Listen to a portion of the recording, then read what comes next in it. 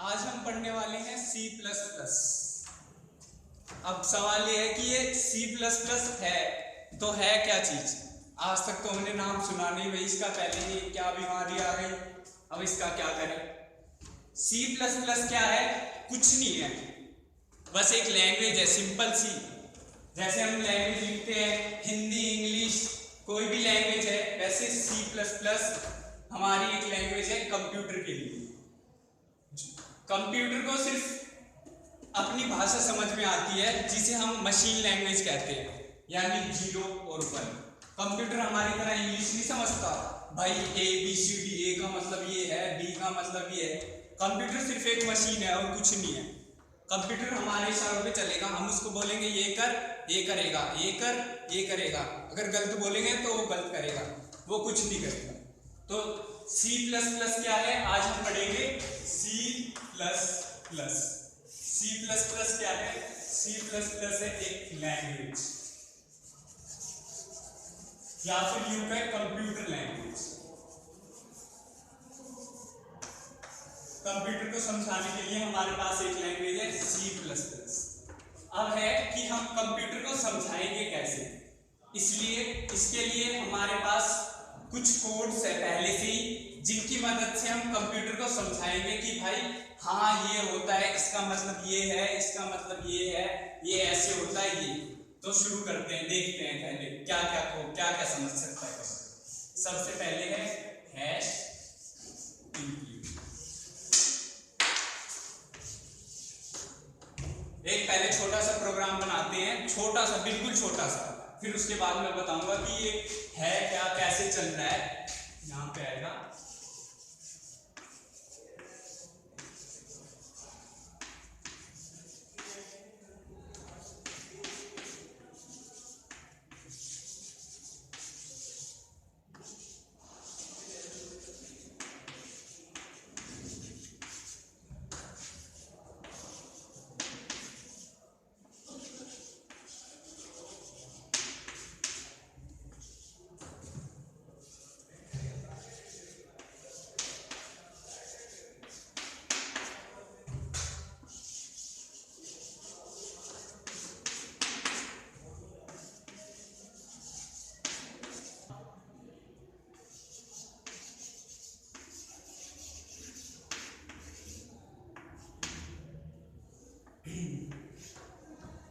ये हमारा एक सी प्लस प्लस का प्रोग्राम है।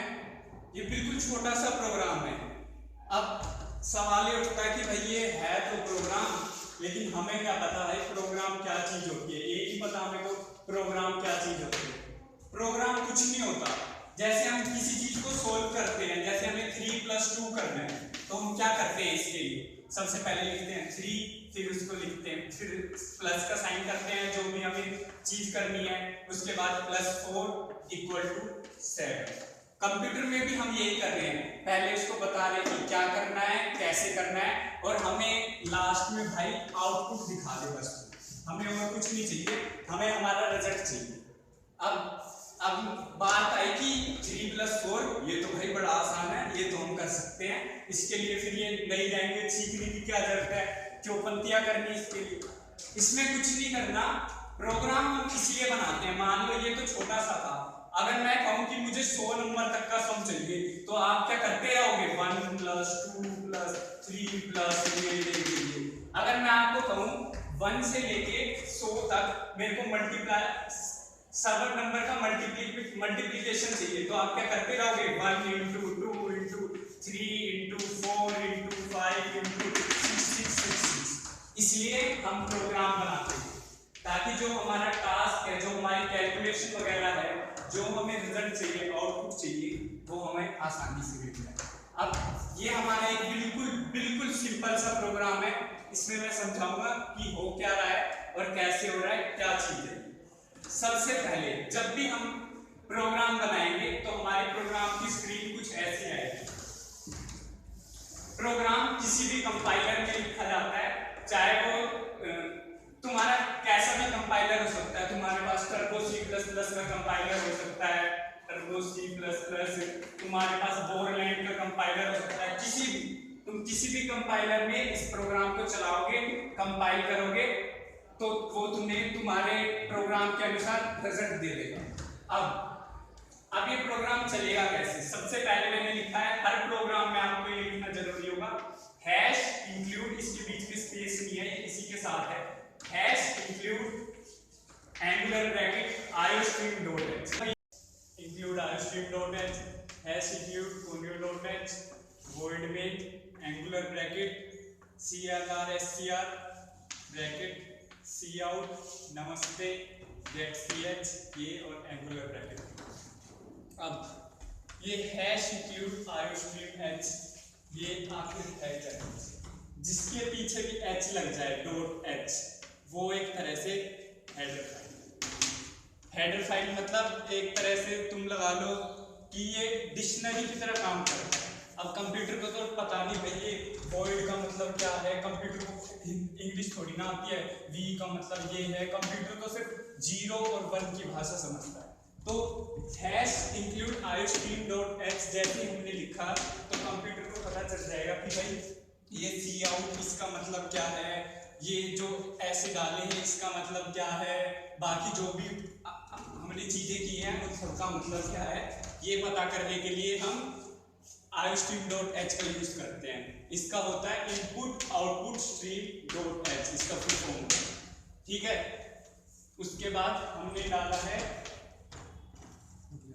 उसके बाद हमने किया है hash include conio dot h, ये भी एक दूसरी हेडर फाइल है जिसमें डॉट h लग जाए, वो हेडर फाइल है। ये एक दूसरी हेडर फाइल है जिसके अंदर ये वाला get ch फंक्शन डिफाइन है। iostream डॉट h के अंदर cout cin ऐसे फंक्शन डिफाइन होते हैं, conio डॉट h के अंदर clr str फंक्शन डिफाइन है और get ch फंक्शन डिफाइन है। अब ये बात ध्यान रखी जाए, जिनके पीछे भी ये लग जाए ना ब्रैकेट्स, वो फंक्शन होते हैं हमारे, जैसे ये clr str get ch, ये वगैरह वगैरह जो कुछ भी। अब void में, उसके बाद void में स्टार्ट होगा, उसके बाद हमारे दो एंगुलर ब्रैकेट स्टार्ट होंगे, उसके बाद clr str। इसका वैसे तो कोई यूज नहीं है, इसका मेन यूज यही है कि बार बार स्क्रीन को ये क्लियर कर देता है। जैसे हमने एक बार प्रोग्राम को चलाया तो कुछ भी प्रिंट कर देगा, जब हम दूसरी बार चलाएंगे तो उसके आगे प्रिंट कर देगा, तीसरी बार चलाएंगे तो फिर उसके आगे प्रिंट कर देगा। क्लियर स्क्रीन क्या करता है, जैसे एक बार हमने प्रिंट किया तो जब हम दूसरी बार चलाएंगे तो वो इसकी जगह इसको क्लियर कर देगा, पहला सब कुछ उसकी जगह प्रिंट करेगा, तीसरी बार जब चलाएंगे उसको क्लियर कर देगा, उसकी जगह प्रिंट कर देगा। अब आई मेन बात, void मेन। ये हमने क्या लिख दिया यहाँ, void मेन वो फंक्शन होता है, void मेन फंक्शन है एक जो कि हमारे एक तरह से iostream डॉट h में डिफाइन होता है। void मेन वह फंक्शन होता है जहां से हमारा प्रोग्राम पढ़ना स्टार्ट होता है। कंपाइलर सबसे पहले आ जाता है void मेन, जैसे हम प्रोग्राम को रन करते हैं कंपाइलर आ जाता है void मेन पे, फिर वो देखता है इस void का मतलब क्या है। void का मतलब जानने के लिए वो देखता है कि इसकी हेडर फाइल है क्या, ये देखता है हाँ भाई hash include iostream dot h included है, इसलिए फिर वो आगे बढ़ता है। आगे ये बात ध्यान रखी जाए कि हमारा जब भी कोई प्रोग्राम स्टार्ट होगा वो हमेशा void मेन से स्टार्ट होगा, ना कि ऊपर से। ज्यादातर लोग सोचते लाइन बाय लाइन चलता है प्रोग्राम, लेकिन स्टार्ट होता है void मेन से। ज्यादातर लोग सोचते हैं कि ऊपर से चलता हुआ आएगा यू, नहीं, तो यहाँ से चलता है, फिर यहाँ से उसको जो जो प्रोसेस करना होता है वो उसके कोरस्पोंडिंग वहां पे जाके देखता है कि वो हेडर फाइल है, वो चीजें हैं या नहीं है, ये है वो है, जो भी उसको करना है। clr str का फंक्शन का हम कर चुके। अब उसके बाद एक स्टेटमेंट हमने लिखी है cout का मतलब है कंसोल आउट। कंसोल होता है हमारा कीबोर्ड, cout मतलब कंसोल आउट। और उसके बाद हमने ये दो एंगुलर ब्रैकेट डाले हैं, उसके बाद डबल कोट्स में लिखा है नमस्ते। जब जो भी चीज हम डबल कोट्स में लिखेंगे वो एज इट इज प्रिंट हो जाएगी। जैसे मैंने नमस्ते लिखा है तो ये NAMASTE नमस्ते प्रिंट हो जाएगा। अगर मैं इसकी जगह हेलो लिखता HELLO तो इसकी जगह हेलो प्रिंट होता। जैसे ही हम लिखते हैं वैसे एज इट इज प्रिंट हो जाएगी। लेकिन प्रिंट कैसे होगी, इस वजह से सी आउट फंक्शन कहाँ डिफाइन होता है, सी आउट फंक्शन डिफाइन होता है hash include iostream dot H में। सी आउट मतलब कंसोल आउट, कंसोल होता है हमारा कीबोर्ड, कीबोर्ड से आउटपुट यानी कीबोर्ड से हमें हेलो प्रिंट करवाना स्क्रीन पे, स्क्रीन पे अभी हेलो लिखा है मैंने तो वो प्रिंट करेगा HELLO। ठीक है, ये बात ध्यान रखी जाए कि जितने भी C++ में जितनी भी स्टेटमेंट होती है ना वो हमेशा सेमीकोलन से एंड होती है। हम ये पूरा चाहे तो एक लाइन में भी लिख सकते हैं CLR SCR, फिर उसके बाद ये लगा के सी आउट, ये वगैरह वगैरह जो भी लिखना चाहते हो हम एक लाइन में लिख सकते हैं सेमीकोलन लगा लगा के, लेकिन ये देखने में थोड़ा अच्छा नहीं लगता, इसलिए हम क्या करते हैं इसको नीचे लिखते हैं, अगली स्टेटमेंट को नीचे लिखते हैं, फिर उसके नीचे अगली स्टेटमेंट को लिखते हैं, अगली स्टेटमेंट को लिखते हैं और एक प्रॉपर डेकोरम मेंटेन करते हैं कि ये सारी चीजें एक अलाइनमेंट में हो, फिर जो करली ब्रेसेस के अंदर है वो सारा एक अलाइनमेंट में हो, अगर उसके अंदर भी कुछ और है तो एक अलाइनमेंट में हो। इस वे को हम कहते हैं इंडेंटेशन, इस तरीके को हम कहते हैं इंडेंटेशन कि किस तरह से हमने प्रोग्राम को रीडेबिलिटी कैसे सुधारी हमने कि हम उसको कैसे आसानी से पढ़ सके। ठीक है, अब ये तो हो गया, ये प्रोग्राम क्या करेगा, कुछ नहीं करेगा, जब हम इसको चलाएंगे तो सिंपल प्रिंट कर देगा हेलो। ठीक है, अगर हम इस प्रोग्राम को रन करेंगे तो हमारा प्रोग्राम क्या करेगा, सिर्फ हेलो प्रिंट कर देगा। अब कई लोगों को डाउट होता है कि ये दो एंगुलर ब्रैकेट लगाए हैं हमने तो ये बंद भी करने पड़ेंगे, जैसे इधर हमने बंद किए, नहीं ये बंद नहीं करने पड़ेंगे, ये हमारा एक सिंटैक्स का पार्ट है जो हमें मेंटेन करना पड़ेगा कि भाई हाँ हम ऐसे लिखेंगे, उसके बाद डबल कोट्स में डालेंगे तो हेलो हमारा ये प्रिंट हो जाएगा। उसके बाद हमारा एक फंक्शन और आता है सी इन क्या करता है, सी इन का मतलब है कंसोल इनपुट। सी इन क्या करता है, कंसोल से इनपुट लेता है, कंसोल मतलब यानी हमारा कीबोर्ड से इनपुट लेता है, इनपुट लेके प्रोग्राम में डालता है, फिर प्रोग्राम को जो जो करना है वो प्रोग्राम अपने हिसाब से करता है। अब हम एक बिल्कुल छोटा सा प्रोग्राम बनाते हैं, मान लो हमें 2 नंबर ऐड करने हैं। ठीक है, तो उसके लिए हमें क्या करना है, सबसे पहले एक सिंपल सा प्रोग्राम बनाते हैं कि हमें 2 नंबर ऐड करने हैं, तो उसके लिए हमें क्या करना है, सबसे पहले तो वही पहले की तरह hash include iostream.h hash include conio.h। हर फंक्शन में ये ध्यान रखा जाए कि मेन फंक्शन जरूर होगा हर प्रोग्राम में, अगर मेन फंक्शन नहीं होगा तो हमारा प्रोग्राम नहीं चलेगा, इस बात का ध्यान रखा जाए। तो यहाँ पे लिखेंगे हम void main, जहां पे भी एंगुलर ब्रैकेट आ जाए तो वो एक फंक्शन है, यानी ये एक फंक्शन है जो कि iostream.h में डिफाइंड है। इसके बाद एंगुलर ब्रैकेट हमारे स्टार्ट हो जाते हैं, कर्ली ब्रेसेस।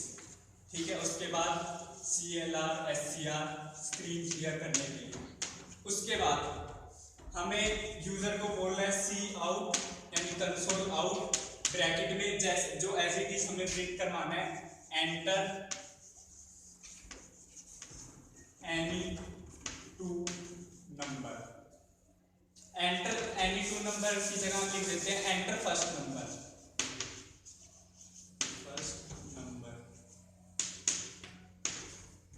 ये तो हमने प्रिंट करवाया है, लेकिन हम यूजर से इनपुट भी लेंगे। इनपुट के लिए हम यूज करते हैं सी इन अंदर की साइड, डबल हेडेड एरो अंदर की साइड, यानी हम कंसोल से इनपुट लेके यहाँ पे प्रिंट करेंगे। अब हमें इनपुट लेने के लिए क्या करना है, हम उस इनपुट को स्टोर कहाँ पे करेंगे। स्टोर करने के लिए हमें डाटा टाइप की जरूरत होती है।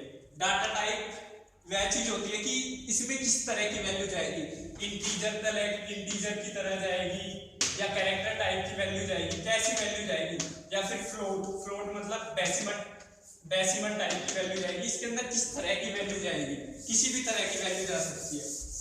तो इसके लिए हमें यहाँ पे वॉइड मेन के अंदर डिक्लेयर करना पड़ता है आई एन टी। अभी हम ले रहे हैं कि इंटीजर टाइप की वैल्यू रहेगी I N T A comma B. दो वेरिएबल चाहिए हमें, ये है वेरिएबल ए बी, इसकी जगह हम कुछ भी ले सकते हैं X Y Z A B C D M N कोई कुछ भी ले सकते हैं। ए बी सी, ए हमारा फर्स्ट नंबर, बी हमारा सेकंड नंबर और सी हमारा थर्ड नंबर, जिनमें इन दोनों का सम होके जाए। तो अब ये काम कैसे करेगा, एंटर फर्स्ट नंबर सी इन ए, जो भी फर्स्ट नंबर की वैल्यू है वो ले लो, उसके बाद सी आउट एंटर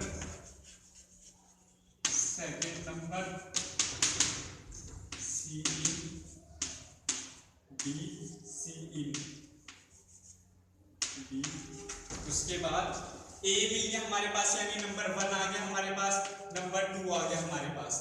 अब हमें इन दोनों का ऐड करना है, समेशन करना है, तो हम लिखेंगे C equal to A plus B, यानी C की वैल्यू अब नंबर 1 प्लस नंबर 2 हो गई। अब हमें रिजल्ट प्रिंट करवाना है, तो हम लिखेंगे C out angular bracket the, double quotes में लिखेंगे तो एज इट इज प्रिंट होगा, the result is angular bracket close.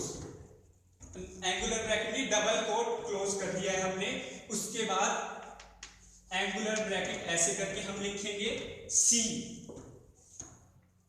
अगर हम इसके डबल कोट्स लगा देते हैं तो ये एज इट इज C को प्रिंट कर देगा, लेकिन अगर हम एंगुलर ब्रैकेट नहीं लगाते हैं तो C की वैल्यू प्रिंट करेगा, C की वैल्यू प्रिंट करेगा। दोबारा ध्यान दीजिए, अगर हम एंगुलर ब्रैकेट लगाते हैं तो एज इट इज प्रिंट कर देगा, हमने कुछ भी लिखा हो इसके अंदर, Rohan is a good boy, my name is, उसका कोई लेना देना नहीं है प्रोग्राम से।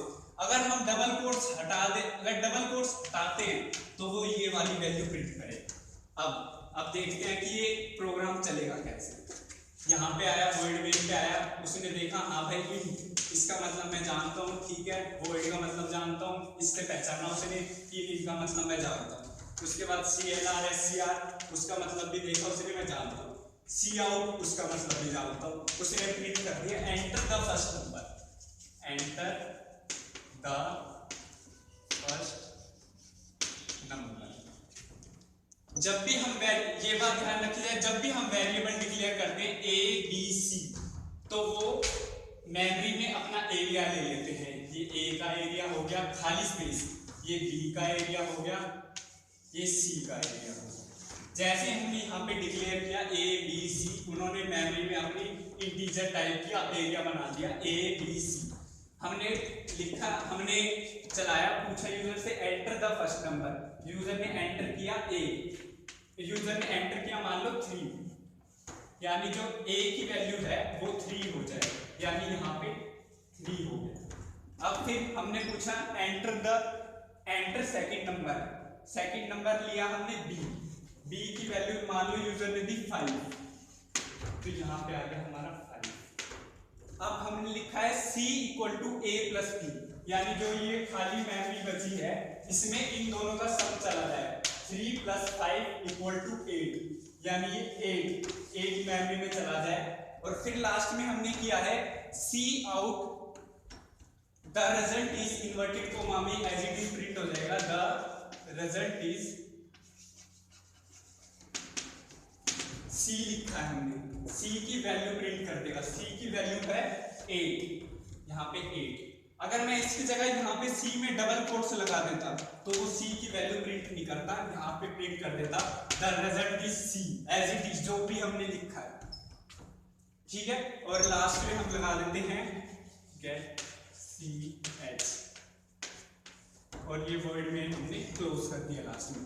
वर्ड में हमेशा स्टार्ट होगा और क्लोज होगा, और वर्ड में कोई भी मेन फंक्शन प्रोग्राम के अंदर जरूर होगा।